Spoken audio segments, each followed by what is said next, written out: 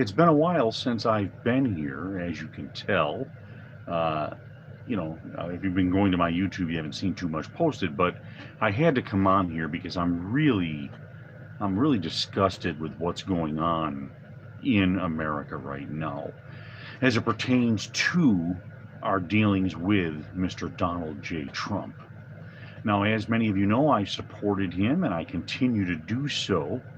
But I also want to mention that, we are having a primary process right now uh, in the election, and you're entitled to support whomever you wish to support. That's what the process is there for, and I think that everyone should be entitled to it and not be looked poorly upon for doing so. In other words, for choosing someone other than Donald Trump to represent the Republican Party going into this upcoming election. So I think that's important to let you guys know that right up front. But I wanted to talk about a few people here that are really um, kind of bothering me about why they would kind of turn their back on Donald Trump. And one of them is the other candidate who's trying to usurp Donald Trump in that nomination for the presidency. And that would be Mr. Ron DeSantis. Now, again, before I say any of that, I also want to say that I am a Floridian, and Ron DeSantis is my governor. So I'm not saying that I don't like the man or that he hasn't done a good job. I think he's done pretty well considering the circumstances, and I think that he should continue doing that. That's one of the reasons why I don't support him for the presidency, is that I think his job is not done in Florida. We need him in Florida. It's very important that he continues his work here, because if you let the Democrats take over here, you're going to run into problems that you never even imagined that you'd be dealing with. So I think that's one of the issues going forward. But, that being said, uh, look, he can do it if he wants to, and whoever wants to support him can do so. But I would say this too: one of the things that bothers me about him doing this is that no matter what anybody else says, or no matter what he says, he was helped into his position as governor by Trump. That's a fact. Now, you can say that, well, Trump didn't do it all. No, but nobody does everything. But Trump was the deciding factor. Without Trump's support, chances are Ron DeSantis would not be the governor of Florida today. I'm just telling you flat out that he probably would not be governor today. And that's something we have to really understand, that Donald Trump was very instrumental in Ron DeSantis getting his position as governor of Florida. And here we go. We come to a point where Donald Trump is under fire by Democrats. Now, you knew that was coming. They've been doing it ever since he came down the elevator when he ran for president the first time. This is what they have done to him since that time, because they did not want him to expose them. Well, he did expose them, but they were able to remove him from the White House through what I feel are improper means.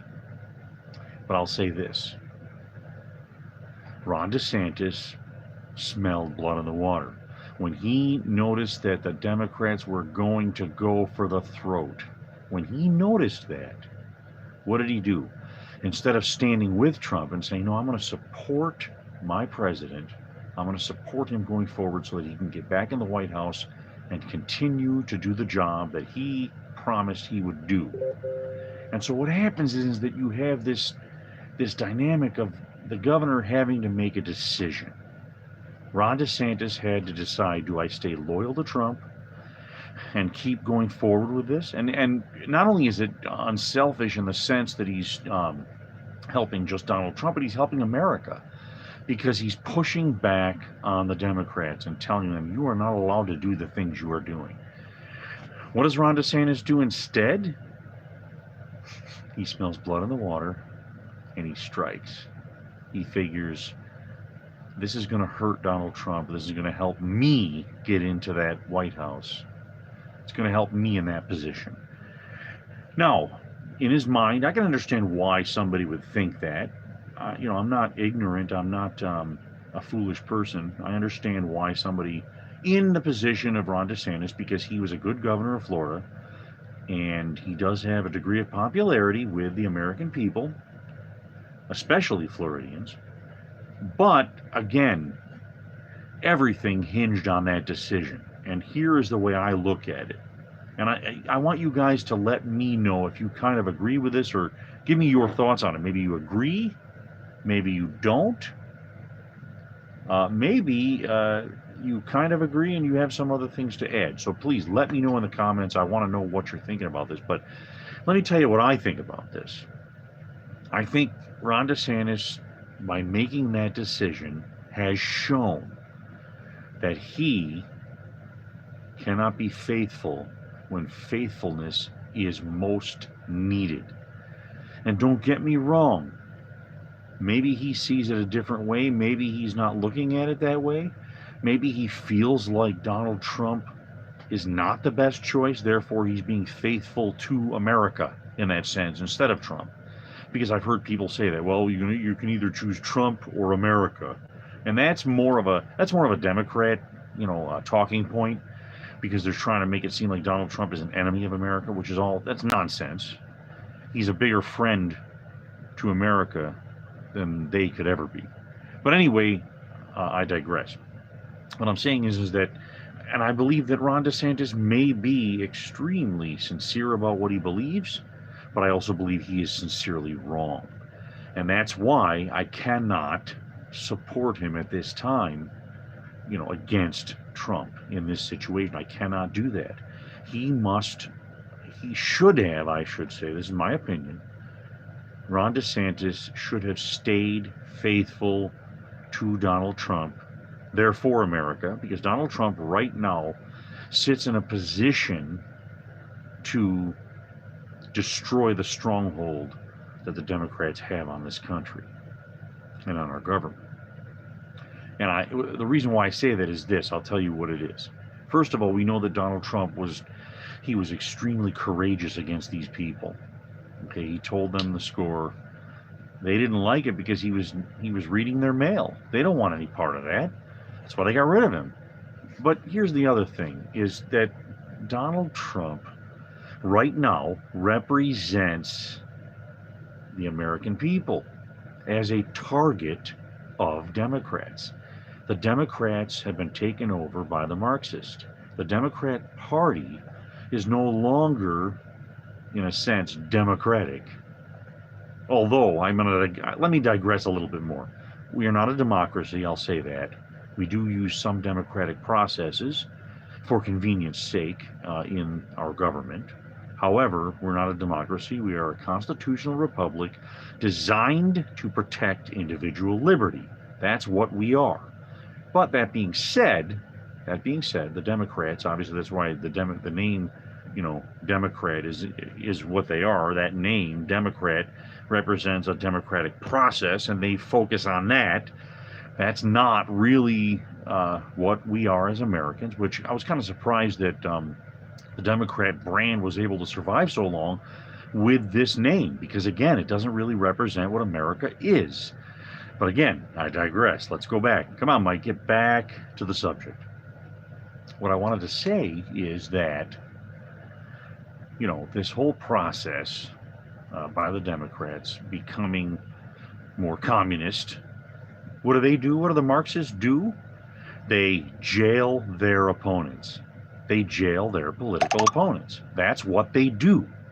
And that's what they're doing right now. They're trying to put Donald Trump in jail, or at the very least hamstring his ability to run a campaign against them. That's exactly what the Democrats are doing right now. And right now, it looks like they're on the winning side, or at least it seems that way right now, because there's not enough Republicans standing up. And by the way, that includes the Supreme Court of the United States. What is up with the SCOTUS right now? Now, don't tell me they can't stop this. The SCOTUS could end this right now as a violation of the Constitution, because they are the Democrats are interfering with this election. Now we know this to be true. This is what they are doing. Yet the SCOTUS sits by and is kind of watching it. I don't know what they're thinking right now. I don't know if they're considering pulling the trigger on this and stopping this whole process by the Democrats. I don't know if they're going to do it. Maybe they're waiting for the right time. Maybe they're waiting for a lower court to render a decision that will help trigger them to say, okay, now we can make the decision so that the American people can see why this is going in the direction it's going. My contention would be you're waiting too long, because the longer you wait, I believe, the more that certain Americans who aren't really savvy about the political process or about freedom, okay, I think, those people are going to believe more and more that this process is legitimate against Donald Trump. So we have to stop that. We really have to put a stop to that whole process and make sure that these people are held to account. The Democrats need to be held to account in this. So what I would say is that, the biggest thing tonight was about how we have a split conservative group of people here. The conservatives are split right now on this issue of Donald Trump. And that is exactly what Democrats want, by the way. They want to divide and conquer. And that's what they're doing. So I think we need to get away from that. No matter who you feel should be that nominee.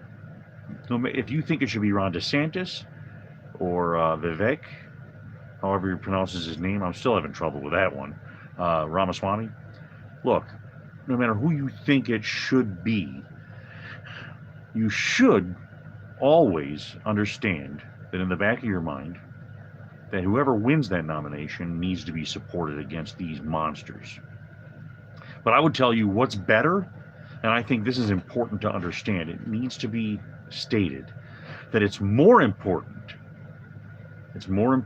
that Trump is able to win, that we support him and we attack the actions of the Democrats every chance we get. By the way, verbally and peacefully and patriotically, as Donald Trump would put it. There should be zero violence. Let's not do bad things. Okay, we don't need any of that. We need to be truthful. We need to be peaceful. We need to be, what's the term? There's a term that was used by the people who were standing against, the oppression of certain people who oppressed people of color in the past during civil rights. What is that statement? Passive resistance. Passive resistance. That's what we should be doing. Another word is civil disobedience. And all those things, by the way, are peaceful things. That's what we should be doing. In other words, do not comply, but let's be passively resistant and peaceful in this process. Because the more someone wants to commit violence, that's only more fuel for them to use against us. And you know that. Democrats are experts. They already have their ducks in a row. They have templates already set up for anybody that commits an act of violence.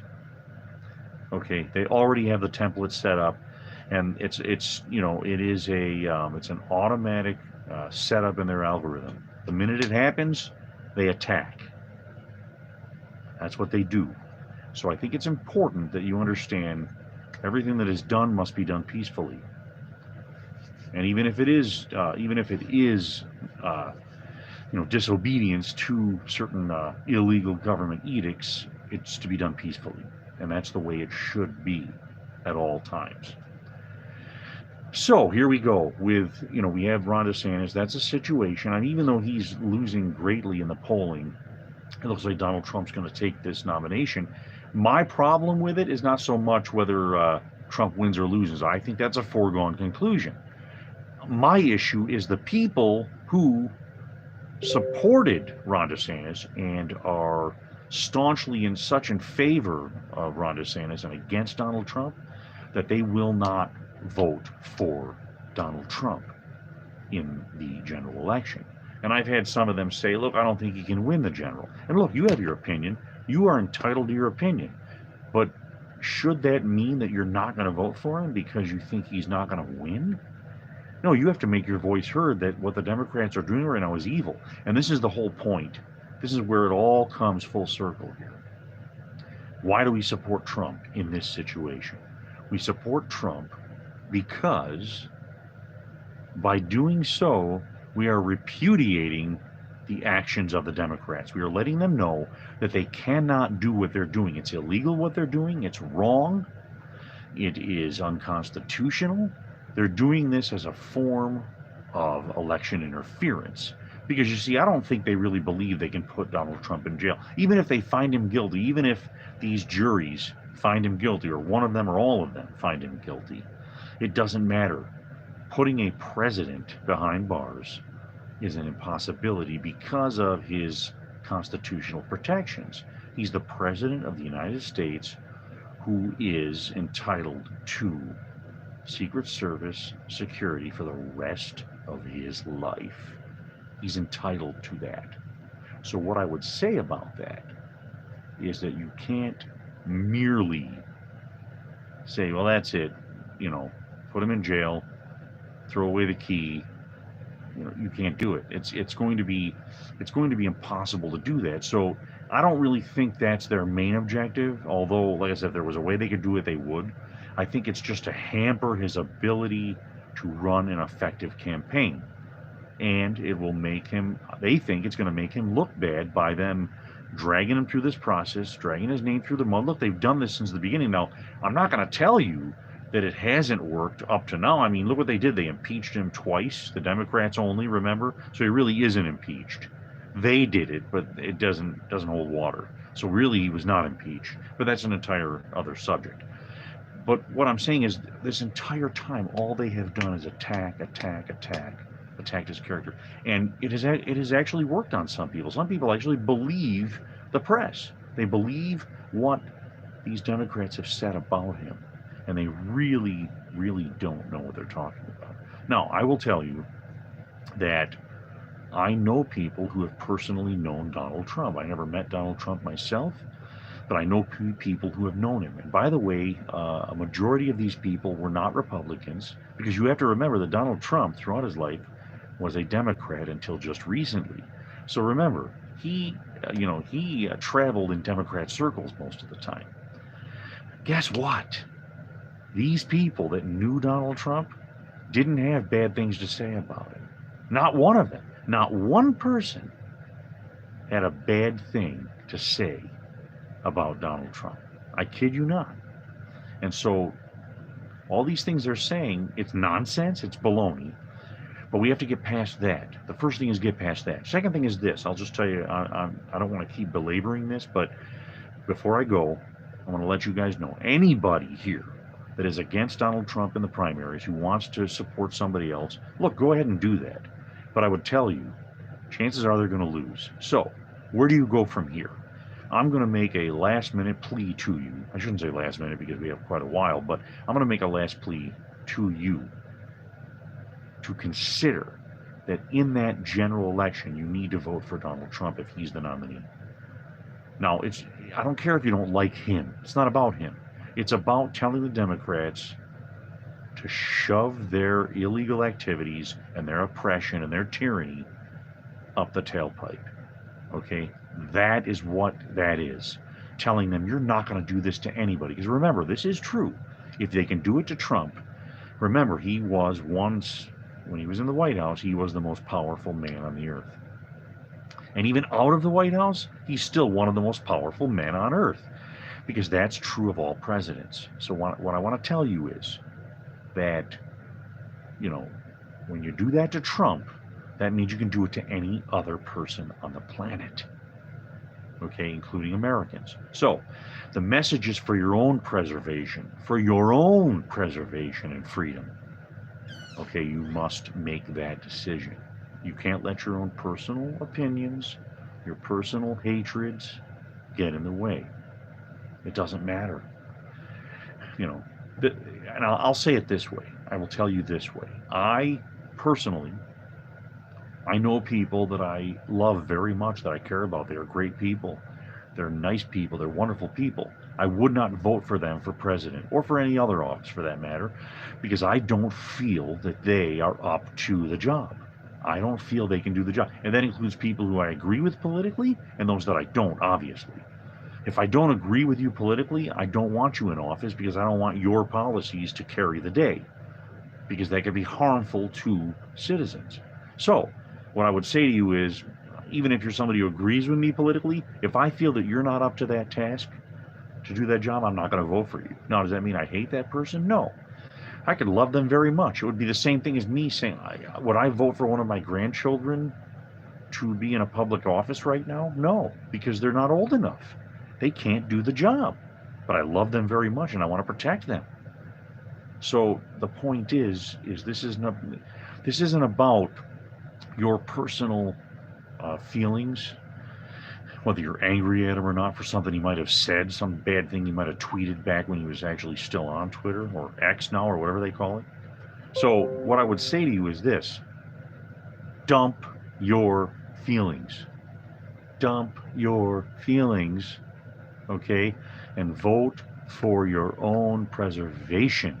And I can tell you right now, in the general, voting for a Democrat or not voting at all is not voting for your preservation. All it's doing is ensuring that you're going to be under lock and key and under oppression and paying more for your things and higher taxes and all those other terrible things that are befalling us right now. Look, don't lie to yourself, okay? We're paying more than we've paid in our lifetimes right now. Okay, we're all suffering. Don't lie. Stop it. Stop the lie and understand what's happening right now.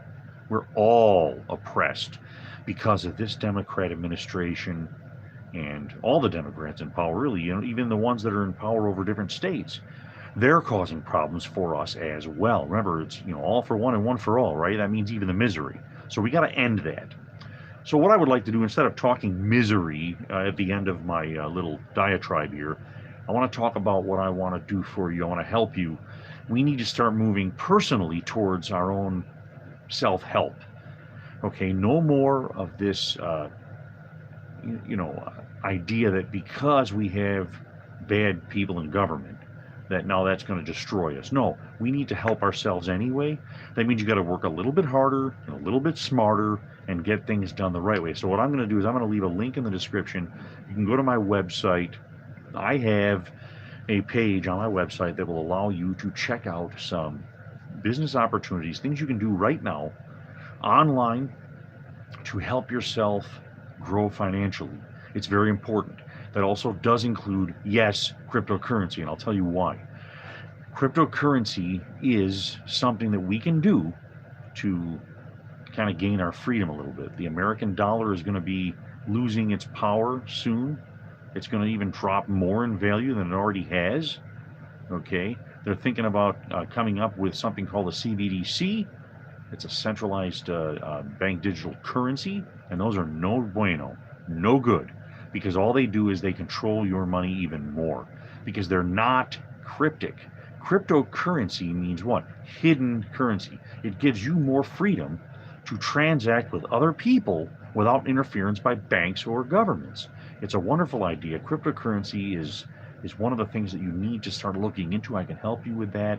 Go to my website and check that out. You'll be glad you did. I mean, and if you have any questions, you can ask me. But it's a slow process, by the way, and it's a hard process. You're not going to make money quickly. It's not a get-rich-quick kind of a scheme. It's an idea that you start to build your wealth.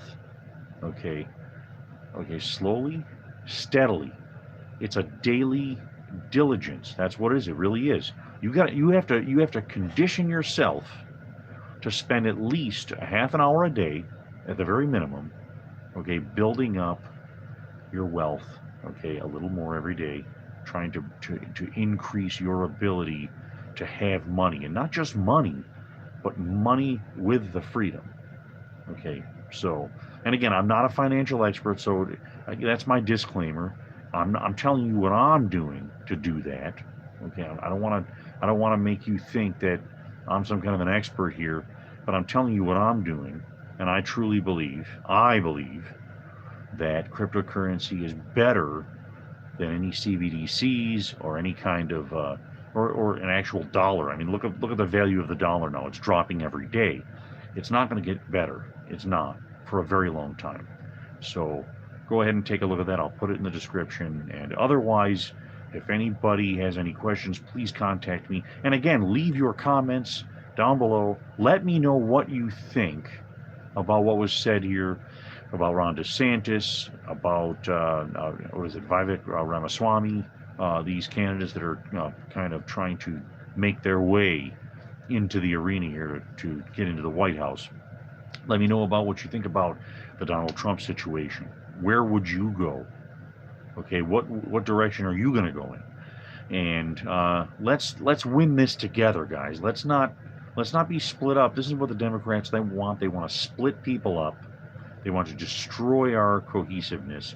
They're doing a good job of it right now, guys. I got to give them credit that they're dividing us, man. The wars that are going on, the name calling, and it's amazing that people can be split up like this. It's amazing. Okay, no more. Let's end that. Let's end it today, right now. Okay, guys? I love everybody here, and I'm going to talk to you guys later.